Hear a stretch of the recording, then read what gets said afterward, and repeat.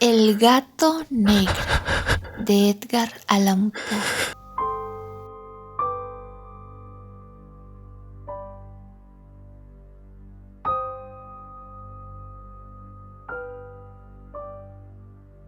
Ni espero, ni quiero que se dé crédito a la historia más extraordinaria y, sin embargo, más familiar que voy a referir. Tratándose de un caso en el que mis sentidos se niegan a aceptar su propio testimonio, yo habría de estar realmente loco si así lo creyera. No obstante, no estoy loco y con toda seguridad no sueño.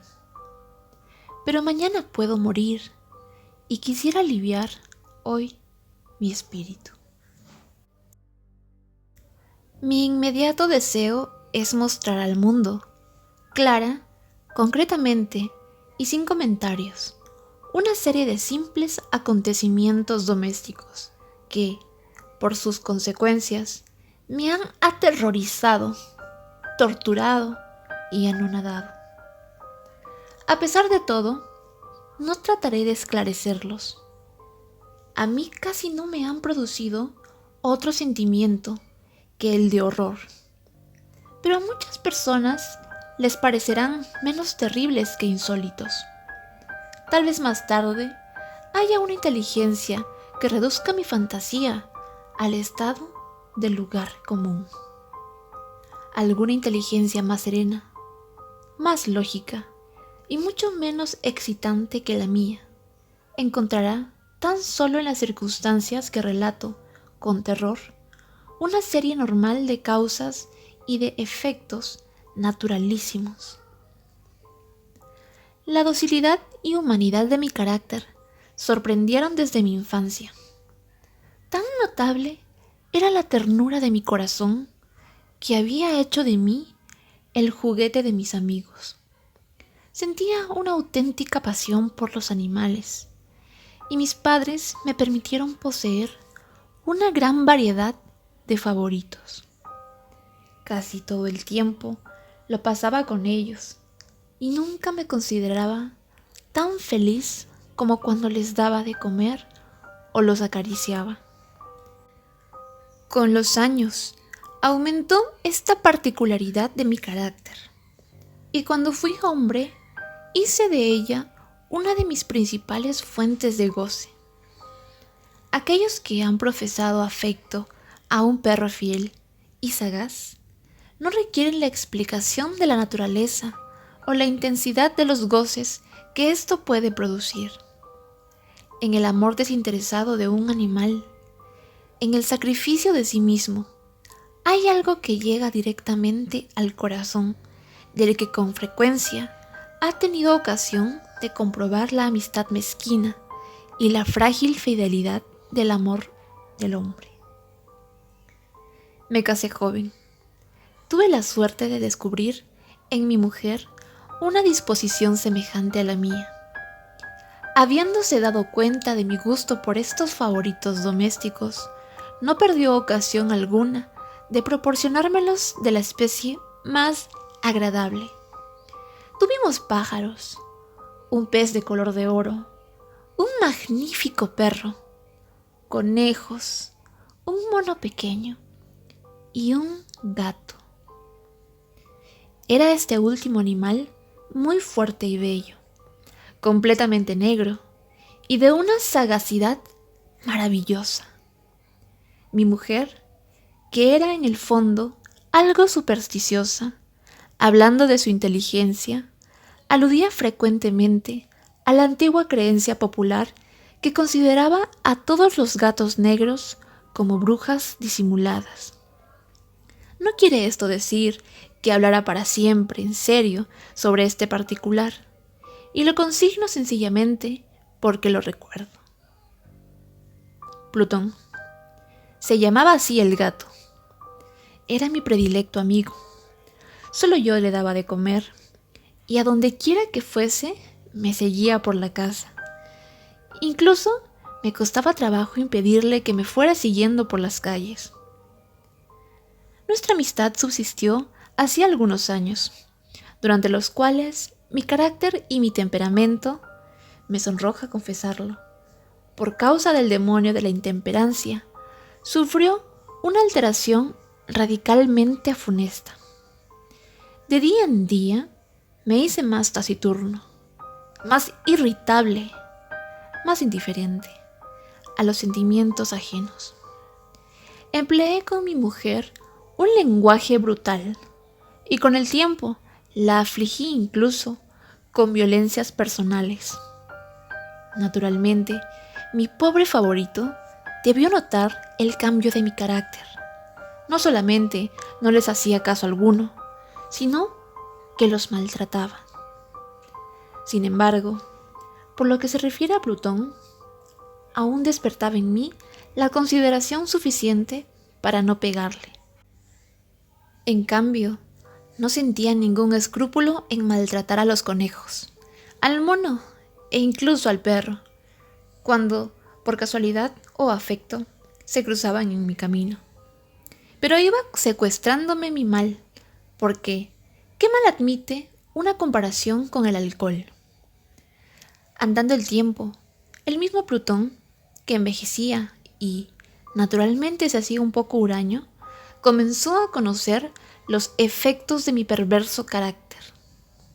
Una noche, en ocasión de regresar a casa completamente ebrio, de vuelta de uno de mis frecuentes escondrijos del barrio, me pareció que el gato evitaba mi presencia. Lo cogí, pero él, horrorizado por mi violenta actitud, me hizo en la mano, con los dientes, una leve herida. De mí se apoderó repentinamente un furor demoníaco. En aquel instante dejé de conocerme. Pareció como si de pronto mi alma original hubiese abandonado mi cuerpo, y una ruinidad superdemoníaca, saturada de ginebra, se filtró en cada una de las fibras de mi ser.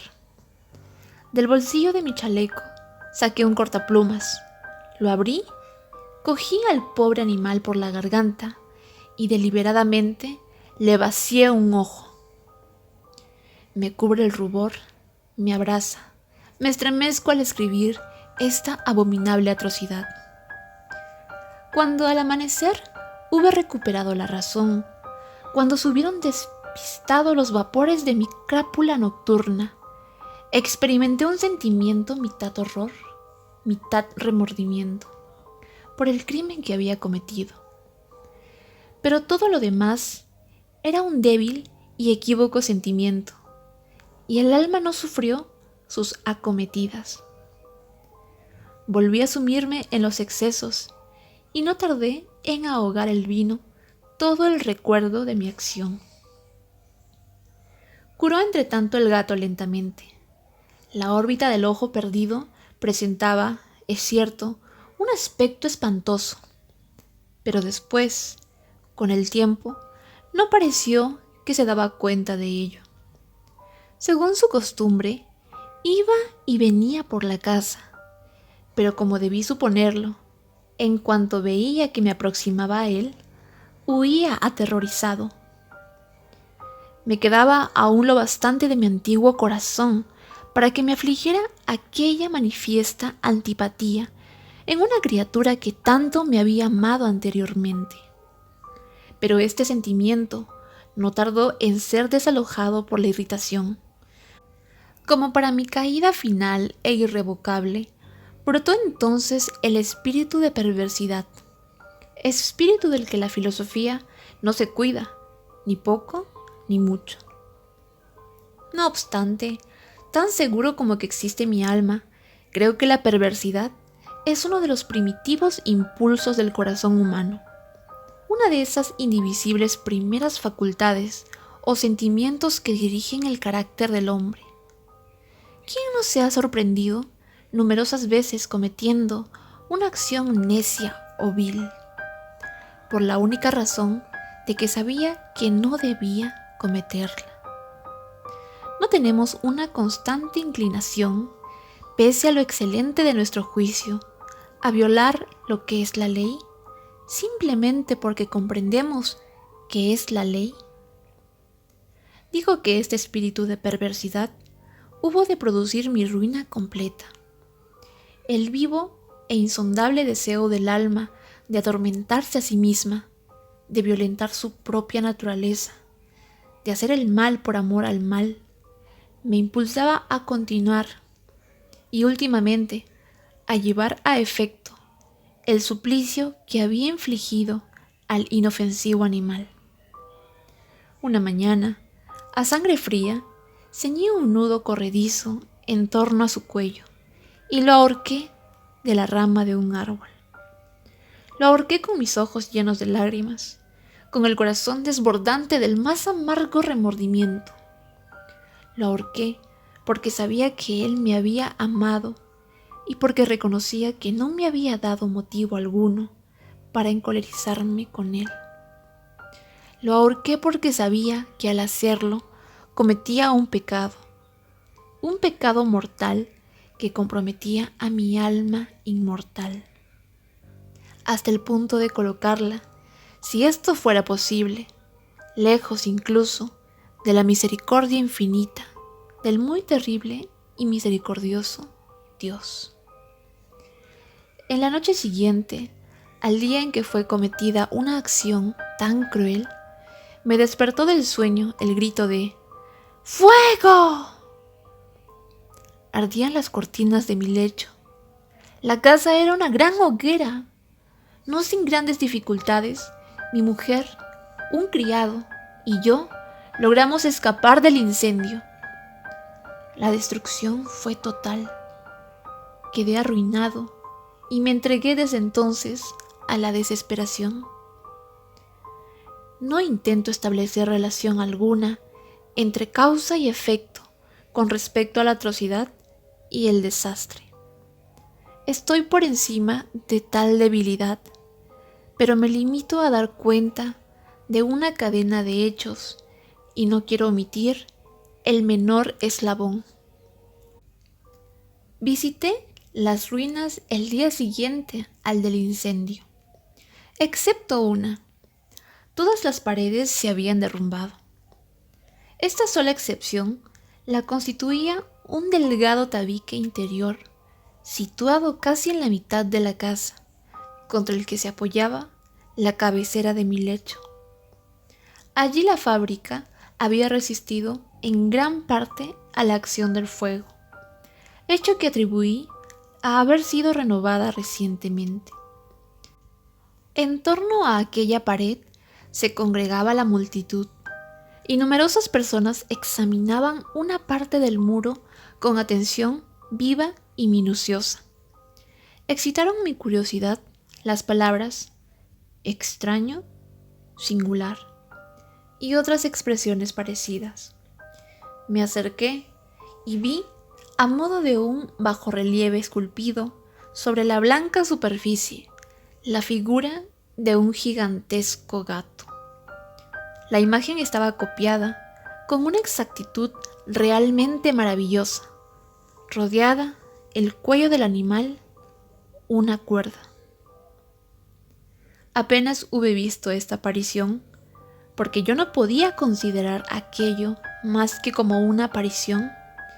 Mi asombro y mi terror fueron extraordinarios. Por fin vino en mi amparo la reflexión.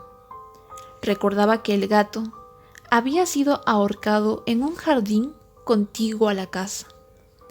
A los gritos de alarma, el jardín fue invadido inmediatamente por la muchedumbre, y el animal debió de ser descolgado por alguien del árbol y arrojado a mi cuarto por una ventana abierta.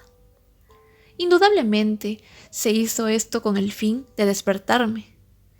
El derrumbamiento de las restantes paredes había comprimido a la víctima de mi crueldad en el yeso reciente extendido. La cal del muro, en combinación con las llamas y el amoníaco del cadáver, produjo la imagen tal como yo la veía. Aunque prontamente satisfice así mi razón, ya que no por completo mi conciencia, no dejó, sin embargo, de grabar en mi imaginación una huella profunda al sorprenderme caso que acabo de darme cuenta.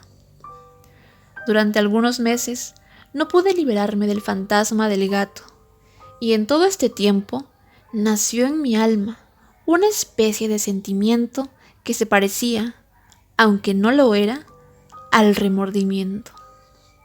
Llegué incluso a lamentar la pérdida del animal y a buscar en torno mío, en los miserables tugurios que a la sazón frecuentaba, otro favorito de la misma especie y de facciones parecidas que pudiera sustituirle. Me hallaba sentado una noche, medio aturdido, en un bodegón infame, cuando atrajo repentinamente mi atención un objeto negro que yacía en lo alto de uno de los inmensos barriles de ginebra o ron que componían el mobiliario más importante de la sala. Hacía ya algunos momentos que miraba lo alto del tonel y me sorprendió no haber advertido el objeto colocado encima. Me acerqué a él y lo toqué. Era un gato negro, enorme, tan corpulento como Plutón, al que se le parecía en todo, menos en un pormenor. Plutón no tenía un solo pelo blanco en todo el cuerpo, pero éste tenía una señal ancha y blanca, aunque de forma indefinida, que le cubría casi toda la región del pecho. Apenas puse en él mi mano, se levantó repentinamente, ronroneando con fuerza. Se restregó contra mi mano y pareció contento de mi atención. Era, pues, el animal que yo buscaba. Me apresuré a proponer al dueño su adquisición, pero éste no tuvo interés alguno por el animal. Ni le conocía, ni le había visto hasta entonces. Continué acariciándole y cuando me disponía a regresar a mi casa, el animal se mostró dispuesto a seguirme. Se lo permití, e inclinándome de cuando en cuando, caminamos hacia mi casa, acariciándole. Cuando llegó ella, se encontró como si fuera la suya, y se convirtió rápidamente en el mejor amigo de mi mujer. Por mi parte, no tardó en formarse en mí una antipatía hacia él. Era, pues, precisamente lo contrario de lo que yo había esperado. No sé cómo ni por qué sucedió esto, pero evidente ternura me enojaba y casi me fatigaba. Paulatinamente, estos sentimientos de disgusto y fastidio acrecentaron hasta convertirse en la amargura del odio. Yo evitaba su presencia. Una especie de vergüenza y el recuerdo de mi primera crueldad me impidieron que lo maltratara. Durante algunas semanas me abstuve de pegarle o de tratarle con violencia, pero gradual, insensiblemente, llegué a sentir por él un horror indecible y a eludir en silencio, como si huyera de la peste, su odiosa presencia. Sin duda, lo que aumentó mi odio por el animal fue el descubrimiento que hice a la mañana del día siguiente de haberlo llevado a casa. Como Plutón, también él había sido privado de uno de sus ojos.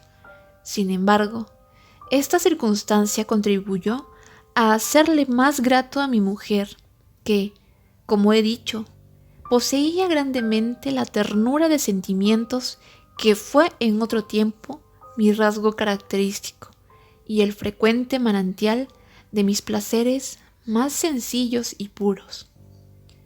Sin embargo, el cariño que el gato me demostraba parecía crecer en razón directa de mi odio hacia él.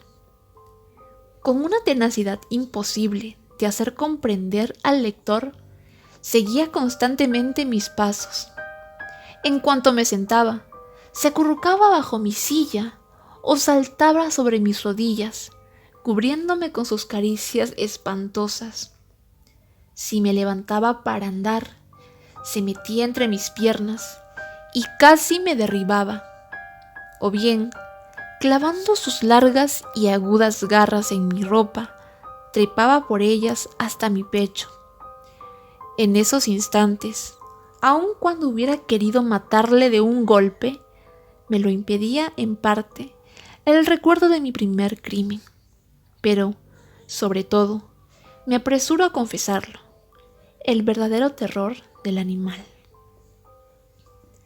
Este temor no era positivamente el de un mal físico, y no obstante, me sería muy difícil definirlo de otro modo.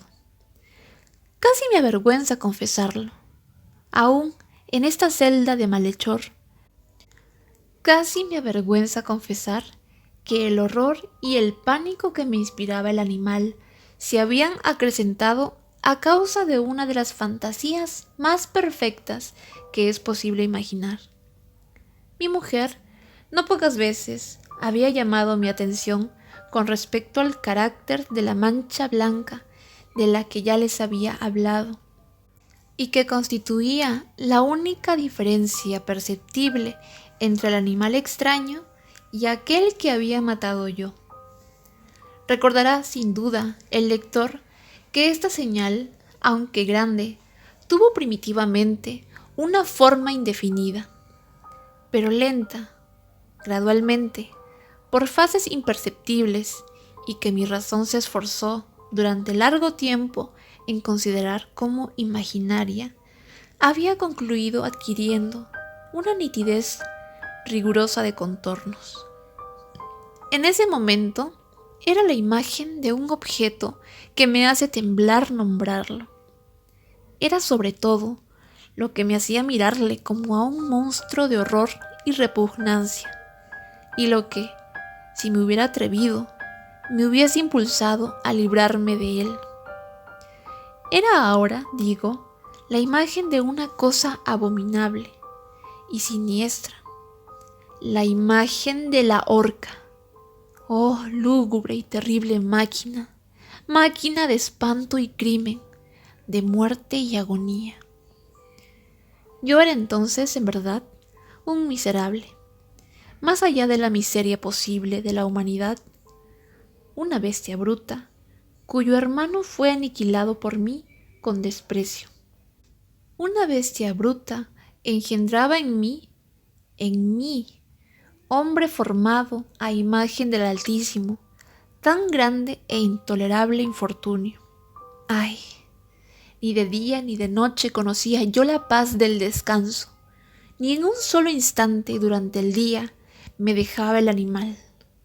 Y de noche, a cada momento, cuando salía de mis sueños, lleno de indefinible angustia, era tan solo para sentir el aliento tibio de la cosa sobre mi rostro y su enorme peso, encarnación de una pesadilla que yo no podía separar de mí y que parecía eternamente posada en mi corazón. Bajo tales tormentos sucumbió lo poco que había de bueno en mí. Infames pensamientos se convirtieron en mis íntimos, los más sombríos, los más infames de todos los pensamientos. La tristeza de mi humor de costumbre se acrecentó hasta hacerme aborrecer a todas las cosas y a la humanidad entera. Mi mujer, sin embargo, no se quejaba nunca. ¡Ay! Era mi paño de lágrimas de siempre, la más paciente víctima de las repentinas, frecuentes e indomables expansiones de una furia a la que ciegamente me abandoné desde entonces. Para un quehacer doméstico, me acompañó un día al sótano de un viejo edificio el que nos obligara a vivir nuestra pobreza. Por los agudos peldaños de la escalera me seguía el gato, y habiéndome hecho tropezar de cabeza, me exasperó hasta la locura. Apoderándome de una hacha y olvidando en mi furor el espanto pueril que había detenido hasta entonces mi mano, dirigí un golpe al animal, que hubiera sido mortal si lo hubiera alcanzado como quería. Pero la mano de mi mujer detuvo el golpe. Una rabia más que diabólica me produjo esta intervención. Liberé mi brazo del obstáculo que lo detenía y le hundí a ella el hacha en el cráneo. Mi mujer cayó muerta instantáneamente, sin exhalar siquiera un gemido. Realizado el horrible asesinato, inmediata y resueltamente procuré esconder el cuerpo. Me di cuenta de que no podía hacerlo desaparecer de la casa ni de día ni de noche, sin correr el riesgo de que se enteraran los vecinos. Asaltaron a mi mente varios proyectos. Pensé por un instante en fragmentar el cadáver y arrojar al suelo los pedazos. Resolví después cavar una fosa en el piso de la cueva. Luego pensé arrojarlo al pozo del jardín. Cambié la idea y decidí embalarlo en un cajón, como una mercancía, en la forma de costumbre, y encargar a un mandadero que se lo llevase de casa. Pero, por último, me detuve ante un proyecto que consideré el más factible. Me decidí a emparedarlo en el sótano, como se dice que hacían en la Edad Media los monjes con sus víctimas.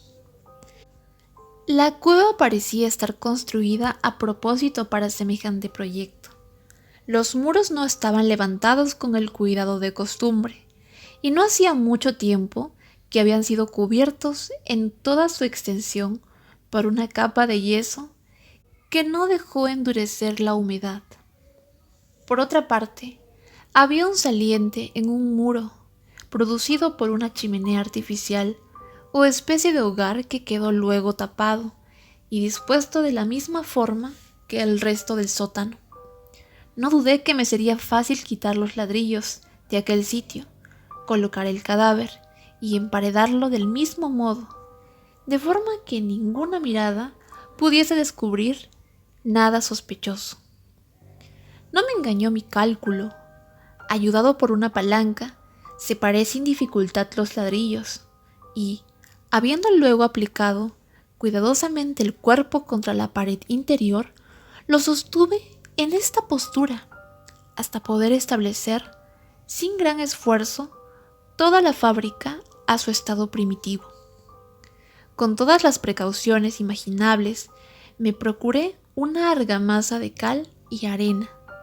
Preparé una capa que no podía distinguirse de la primitiva y cubrí escrupulosamente con ella el nuevo tabique. Cuando terminé, vi que todo había resultado perfecto. La pared no presentaba la más leve señal de arreglo.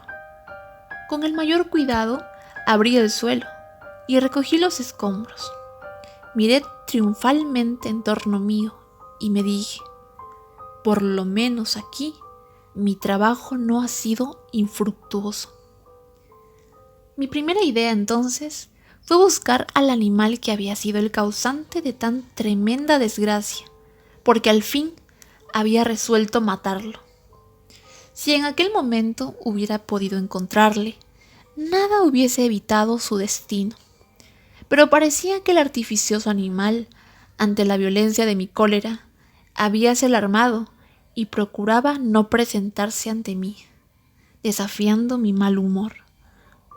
Imposible describir o imaginar la intensa, la apacible sensación de alivio que trajo a mi corazón la ausencia de la detestable criatura. En toda la noche no se presentó, y esta fue la primera que gocé desde su entrada en la casa, durmiendo tranquila y profundamente.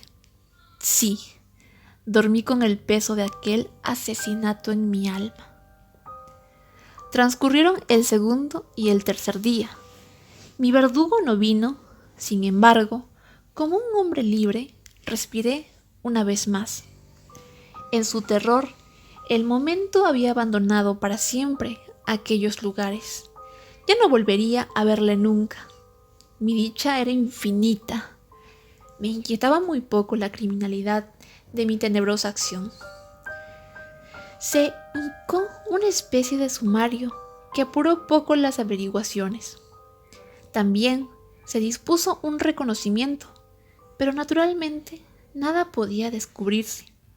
Yo daba por asegurada mi felicidad futura. Al cuarto día después de haberse cometido el asesinato, se presentó inopinadamente en mi casa un grupo de agentes de policía y procedió de nuevo a una rigurosa investigación del local. Sin embargo, confiado en lo impenetrable del escondite, no experimenté ninguna turbación. Los agentes quisieron que se les acompañase en sus pesquisas. Fue explorado hasta el último rincón. Por tercera o cuarta vez, bajaron por último a la cueva. No me alteré en lo más mínimo. Como el de un hombre que reposa sobre la inocencia, mi corazón latía pacíficamente. Recorrí el sótano de punta a punta, crucé los brazos sobre el pecho y me paseé indiferente de un lado a otro. Plenamente satisfecha, la policía se disponía a abandonar la casa. Era demasiado intenso el júbilo de mi corazón para que pudiera reprimirlo. Sentía la necesidad viva de decir una palabra tan solo, a modo de triunfo, y hacer doblemente evidente su convicción con respecto a mi inocencia. Señores, dije por último, cuando los agentes subían la escalera, es para mí una gran satisfacción haber desvanecido sus sospechas. Deseo a todos ustedes una buena salud y un poco más de cortesía. Dicho sea de paso, señores, tienen ustedes aquí una casa muy bien construida. Apenas sabía lo que hablaba, en mi furioso deseo de decir algo con aire deliberado. Puedo asegurar que esta es una casa excelentemente construida. Estos muros... Se van ustedes, señores. Estos muros están construidos con una gran solidez.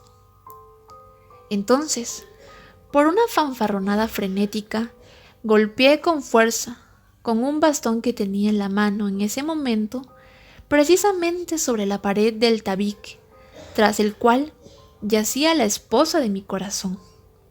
¡Ah! Que por lo menos Dios me proteja y me libre de las garras del archidemonio. Apenas se hubo hundido en el silencio el eco de mis golpes, me respondió una voz desde el fondo de la tumba. Era primero una queja, velada y entrecortada como el sollozo de un niño.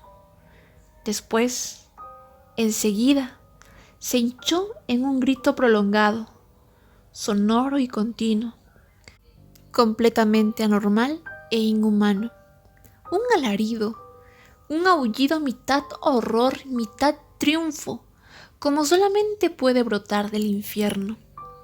Horrible armonía que surgía al unísono de las gargantas de los condenados en sus torturas y de los demonios que gozaban en la condenación. Sería una locura expresaros mis pensamientos. Me sentí desfallecer y, tambaleándome, caí contra una pared opuesta. Durante un instante se detuvieron en los escalones los agentes. El terror los había dejado atónitos.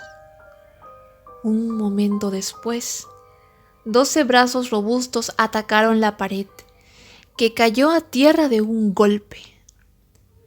El cadáver, muy desfigurado ya y cubierto de sangre coagulada, apareció rígido a los ojos de los circunstantes. Sobre su cabeza, con las rojas fauces dilatadas y llameando el único ojo, se posaba el odioso animal cuya astucia me llevó al asesinato y cuya reveladora voz me entregaba al verdugo. Yo había emparedado al monstruo en la tumba.